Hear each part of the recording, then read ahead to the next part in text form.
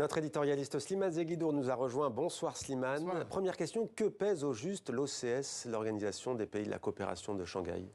Ces meneurs n'arrêtent pas de le rappeler. C'est 40% de l'humanité, 30% du PIB mondial. C'est quasiment 3 puissances nucléaires, dont 2 membres du Conseil de sécurité permanent, la Chine, la Russie.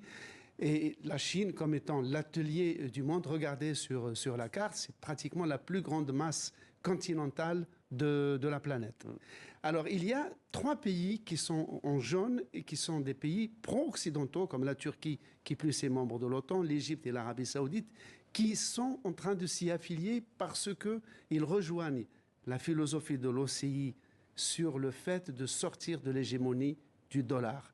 Car tous ces pays-là, c'est une alliance un peu hétéroclite. L'OCI, l'Organisation de la coopération islamique. C'est ça, non, de la coopération de Shanghai. OCS alors, oui. Donc, sortent de l'hégémonie du dollar. L'Arabie saoudite commerce déjà avec la Chine, avec le yuan ou le rial saoudien.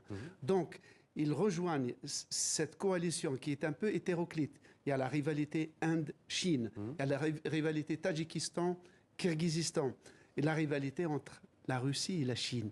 Parce que depuis la visite de Vladimir Poutine en Corée du Nord, il y a un peu de tension entre les 2 pays.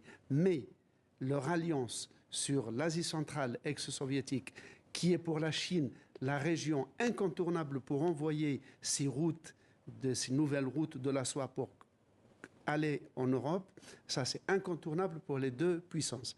Et qui s'entendent, malgré leur diversité, sur le fait que l'hégémonie, ce qu'ils appellent l'hégémonie occidentale, devrait s'arrêter, à commencer par celle du dollar, mais aussi celle de l'Internet, par exemple, celle des circuits bancaires. C'est le 23e sommet, donc ils avancent lentement, mais sûrement vers cette contre-mondialisation qu'ils essayent de promouvoir malgré toutes leurs contradictions. Merci Slimane pour cet éclairage sur ce sommet à Astana.